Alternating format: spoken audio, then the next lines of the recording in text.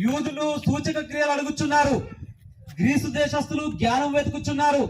మేమైతే సిలువ వేయబడిన యేసును ప్రకటిస్తున్నాము. ప్రభు అయిన యేసు క్రీస్తు తన శరీరమందు సిలువలో శిక్షను భరించి సర్వ మానవాళిని పాపము నుండి శాపము నుంచి విడిపించాడు. యేసు ప్రభువు ఈ భూమి మీదకి రావడానికి సుమారు 700 సంవత్సరములకు పూర్వమే యెషయా ప్రవక్త ప్రవచించాడు. ప్రవక్తలందరూ ప్రవచించారు, ప్రభువు తానే ఒక సూచన మీకు చూపును, ఇదిగో కన్యక గర్భవతి అయి కుమారుని కనును అని. చూడండి, ఆ దేవాది దేవుడే సర్వ మానవాళిని పాపం నుంచి శాపం నుంచి విడిపించడానికి కన్యమరియ గర్భము ద్వారా మానవ ఆకారంలో నీ వలె నా వలె అనే భూమి మీదకి వచ్చున్నాడు. ఇదే గొప్ప అద్భుతం అండి. ఈనాడు భూమి మీద జరుగుతున్న అనేకమైన ఆశ్చర్య కార్యాల కంటే, అద్భుత కార్యాల కంటే ఇది మహా అద్భుతం అండి. కన్యక గర్భవతి అయి కుమారుని కనును, ఇది గొప్ప అద్భుతం అండి. దేవాది దేవుడు మానవుల కొరకు ఆయన ఈ భూమి మీదకి రావడానికి మించిన అద్భుతము ఏముంటుందండి? ఇంతకు మించిన అద్భుతము మరొకటి లేదండి. కడుపు నొప్పి బాగైంది, కాళ్ళ నొప్పి బాగైంది, కడుపుల గడ్డ కరిగిపోయింది, ఇవి అద్భుతాలు అనుకుంటారు. ఇవి అద్భుతాలు కావండి. కన్యక గర్భవతి కుమారుని కరును, ఇది మహా అద్భుతం అండి.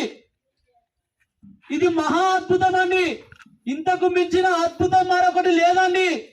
ఈనాడు అనేకులు ఈ భూమి మీద జరుగుతున్న ఈ చిన్న చిన్న కార్యములనే మహా అద్భుతములు అనుకొనుచున్నారు. కానీ యేసు ప్రభువే స్వయంగా నీ కొరకు నా కొరకు ఆయన తన స్థానాన్ని విడిచిపెట్టి భూమి మీదకి వచ్చి సిలువలో తన శరీరమందు శిక్షను భరించి మనల్ని సర్వ మానవులను పాపం నుంచి శాపము నుంచి విడిపించడం మించిన అద్భుతము ఏముంటుంది? ఇంతకు మించిన అద్భుతము మరొకటి లేదండి. ఎందుకంటే ఈ భూమి మీదకి ఎంతో మంది గొప్పవారు వచ్చారు. అనేకులు చరిత్రను సృష్టించిన వారు కొందరైతే ఆ చరిత్రను తిరగరాసిన వారు మరికొందరు ఈ భూమి మీదకి వచ్చారు. మహా గొప్ప వ్యక్తి అనబడిన గౌతమ బుద్ధుడు ఈ భూమి మీదకి వచ్చాడు. ఆయన బౌద్ధ మతాన్ని స్థాపించి అనేక మంది హైందవులను బౌద్ధ మతస్థులుగా మార్చాడు. ఆ తర్వాత మహాముని అనబడిన జైన్ అనబడే వ్యక్తి వచ్చాడు. ఆ జైన్ అనబడే వ్యక్తి వచ్చి జైన మతాన్ని స్థాపించి అనేక మంది హైందవులను జైన మతస్థులుగా మార్చాడు. ఆ తర్వాత గురునానక్ అనే వ్యక్తి వచ్చాడు. ఆయన సిక్కు మతాన్ని స్థాపించి అనేక మంది హైందవులను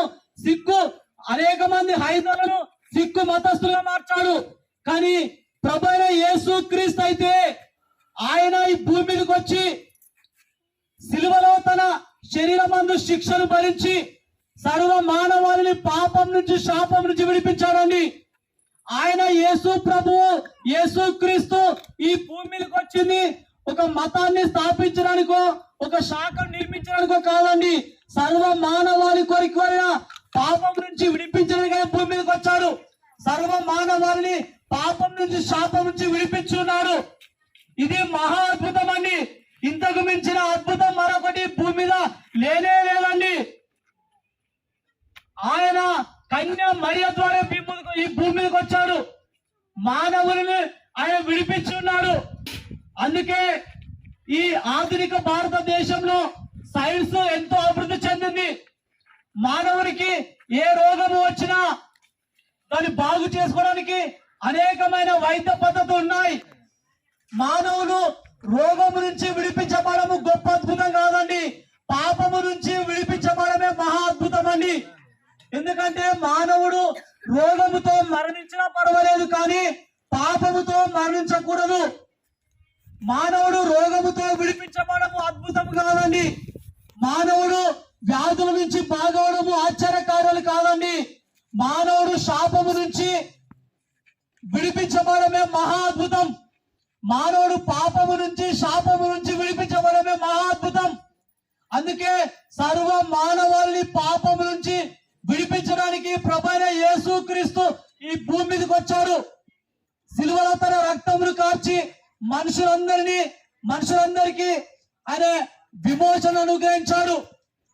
ఈ భూమి మీద ఏ నామంలో రక్షణ లేదండి, కేవలము ప్రభువైన యేసు క్రీస్తు నామములోనే రక్షణ.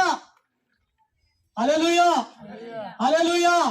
ఏ నామమున రక్షణ లేదండి, ప్రభువైన యేసు క్రీస్తు నామమునే రక్షణ ఉందండి. అందుకే ప్రభువైన యేసు క్రీస్తును మీ సొంత రక్షకునిగా అంగీకరించండి. మీ పాపముల నుంచి ఆయన మాత్రమే విడిపించగలడు. పాపాలను క్షమించే దేవుడు ఒక్కడే, ఆయనే ప్రభువైన యేసు క్రీస్తు అండి. అందుకే మీరు యేసు క్రీస్తు యొద్దకు రండి. ఇది మతము కాదండి, పరలోకానికి మార్గం ఇది.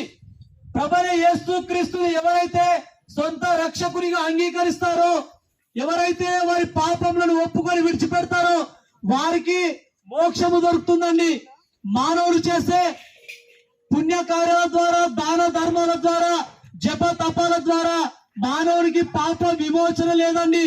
కేవలము ప్రభువైన యేసు క్రీస్తు యొక్క రక్తము ద్వారానే పాప విమోచన, మోక్ష ప్రాప్తి కలుగుతుంది. అందుకే నా ప్రియ గ్రామ వాస్తవ్యులారా, ప్రభువైన యేసు క్రీస్తును మీ సొంత రక్షకునిగా అంగీకరించండి. మీ పాపాలను విడిచిపెట్టి ప్రభువైన యేసు క్రీస్తు యొద్దకు రండి.